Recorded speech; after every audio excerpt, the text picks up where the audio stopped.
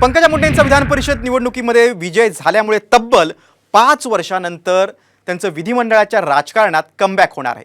ऐन विधानसभा निवडणुकीच्या तोंडावर आणि मंत्रिमंडळ विस्ताराच्या चर्चा सुरू असताना पंकजा मुंडेंची विधान परिषदेवर वर्णी लागल्यामुळे आता त्यांच्या मंत्रिपदाबाबतही चर्चा सुरू आहे। वनवास संपलेला पंकजा मुंडेंवरचा हा एक स्पेशल रिपोर्ट।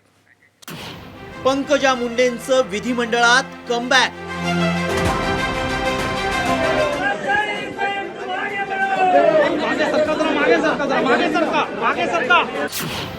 पाच वर्षात 2 पराभवांनंतर विजयी पताका।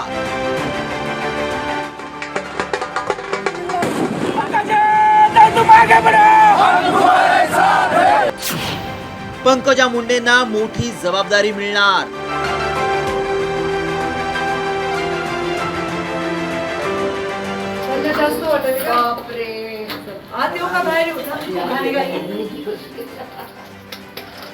पाहिलं हे दृश्य?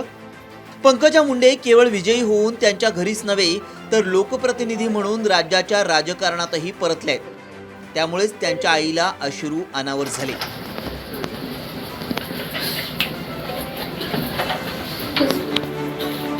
विधान परिषदेच्या निवडणुकीत महायुतीचे सर्व उमेदवार विजयी झाले। मात्र सर्वाधिक चर्चा आहे ती माजी मंत्री पंकजा मुंडेंच्या विजयाची। पंकजा काही पहिल्यांदा आमदार झाल्या नाहीत, मात्र तरी त्यांच्या विजयाची एवढी चर्चा का रंगली आहे? तर त्याला कारणही तसंच आहे। कारण पंकजा मुंडे तब्बल 5 वर्षांनंतर विधिमंडळात प्रवेश करणार आहेत। विजयी झाल्यानंतर पंकजांनाही या 5 वर्षांच्या कार्यकाळाचा उल्लेख करणं टाळता आलेलं नाही। ही सुरुवात आहे विधान परिषदेवर असं मी म्हणेन। कारण असं आहे की आता राज्यात निवडणुका आहेत आणि राज्याच्या निवडणुकांमध्ये योगदान देता यावं, आपल्या स्वतःच्या राज्यामध्ये आपल्याला काम जास्त चांगलं करता यावं, याच्यासाठी ही संधी पक्षाने मला दिली असावी आणि त्याच्यामुळे त्या संधीचं सोनं करण्यासाठी मी प्रयत्न करीन। मी खूप आनंदी आहे। 5 वर्षानंतर मी महाराष्ट्र राज्यामध्ये काम करायला उत्सुक आहे। पंकजा मुंडे 2009 ते 2019 म्हणजेच 10 वर्ष परळीच्या आमदार होत्या। मात्र 2019च्या निवडणुकीत त्यांचेच भाऊ धनंजय मुंडेंनी त्यांना पराभूत केलं। त्यानंतर पंकजा मुंडेंची थेट राज्याबाहेर रवानगी झाली। त्यांच्याकडे मध्य प्रदेशच्या सहप्रभारी पदाची जबाबदारी देण्यात आली। त्यानंतर त्यांना 5 वर्षांनी थेट बीडमधून लोकसभेच्या मैदानात उतरवण्यात आलं। मात्र त्यांचा पराभव झाला।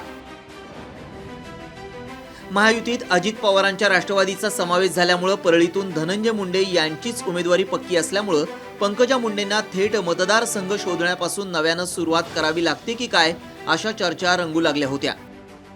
त्यामुळेच की काय त्यांच्या लोकसभेतल्या पराभवानंतर बीड जिल्ह्यातल्या त्यांच्या कार्यकर्त्यानं आत्महत्याही केली होती।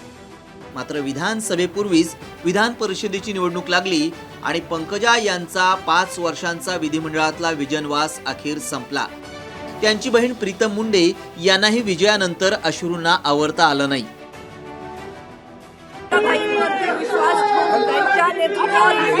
त्यांच्या पाठीशी प्रत्येक कठीण काळामध्ये उभे राहिलेल्या प्रत्येक माणसाचा हा विजय आहे की आज या विजयामध्ये निश्चितच ते 5 युवक ज्यांनी आपल्या आयुष्याचं बलिदान दिलं त्यांची आठवण झाल्याशिवाय राहत नाही।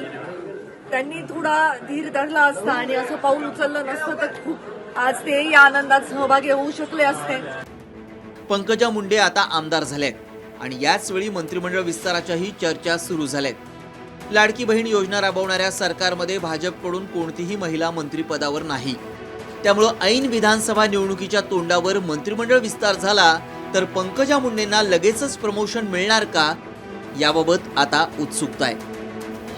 ब्युरो रिपोर्ट, साम टीव्ही न्यूज।